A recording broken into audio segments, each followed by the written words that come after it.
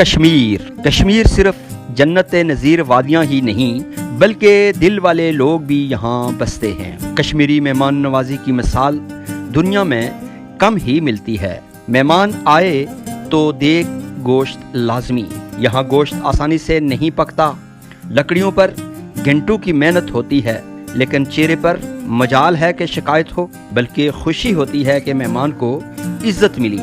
یہ صرف ذائقہ نہیں، محبت ہے کشمیری دل کی، اور گوشت خود ایک طاقت ہے۔